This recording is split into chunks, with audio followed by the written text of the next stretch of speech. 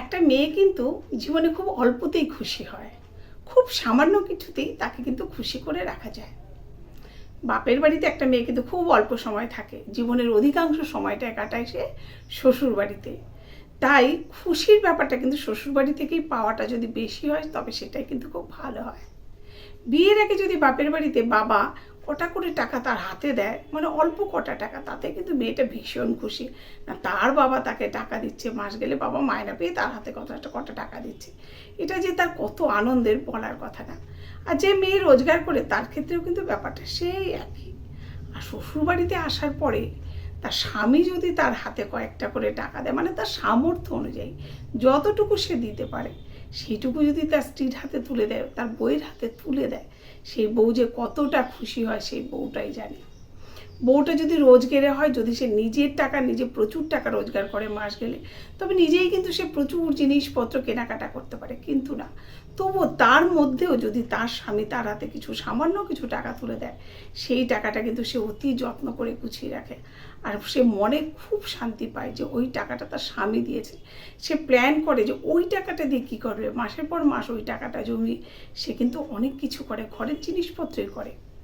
তবে হ্যাঁ, অনেক স্বামী এই টাকাটা দেয় অনেক বউকে, আবার অনেক স্বামী কিন্তু দেয় না। অনেক মেয়ে চাইতে পারে, অনেক মেয়ে চাইতে পারে না। যেসব স্বামীরা দেয় আর যেসব স্ত্রীরা পায়, তারা কিন্তু যদি রোজগারে হোক আর রোজগারে না হোক, তারা কিন্তু এই টাকাটা জমিয়ে রেখে সংসারের জিনিসপত্র করে। বা কখনো দেখা যায় তার সংসারে কোনো অসুবিধায় পড়লে সেই টাকাটা তখন সে বের করে দেয়। কোনো মেয়েই কিন্তু এই টাকাটাকে একদমই অপচয় নষ্ট করে না। স্বামীরা যদি এই টাকাটা দিয়ে ভাবে যে না ওর হাতে দেবো কি দেবো না, যদি নষ্ট করে, সেই কারণেও অনেকে দেয় না। কিন্তু সত্যিই বলছি, এটা কিন্তু কোনো মেয়ে এই টাকাটা নষ্ট করে না।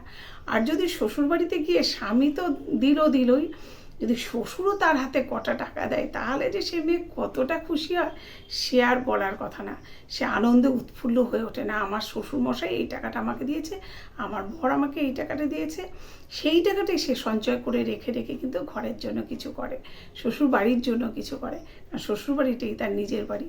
আর মেয়ে যখন নিজে রোজগার করে, তার রোজগারের টাকা দিয়ে দেখা যায় সে শ্বশুরবাড়ির সবার জন্য অনেক কিছু করছে, কিন্তু নিজের জন্য কিছু করে না। এটা কিন্তু অনেক মেয়ে আছে যে সবার জন্য করে কিন্তু নিজের জন্য কিছু করে না।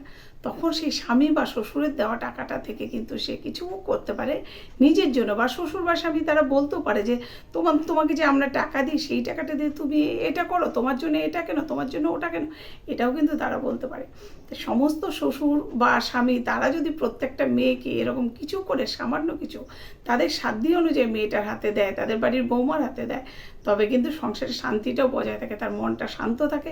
আর সে বোঝে যে না, আমার শ্বশুর, আমার স্বামী বা বাড়িতে আর যারা আছে প্রত্যেকে আমাকে খুব ভালোবাসে, আমার কথা মনে রাখে, সেই জন্য তো প্রত্যেক মাসে মনে করে করে আমার হাতে কিছু টাকা দেয়। এটা যে কত বড় ভালোবাসা, এটা যে মেয়ে পায় সে মেয়ে সত্যিই ভাগ্যবতী। আর যে মেয়ে পায় না, তার আর কিছু করার থাকে না, কারণ সে চাইতেও পারে না। তাই সে না পেয়েই তার জীবনটা কাটিয়ে দেয়। আর যে পায় সে পেয়েই জীবনটা শান্ত করে, ভালো থাকে, খুশিতে থাকে।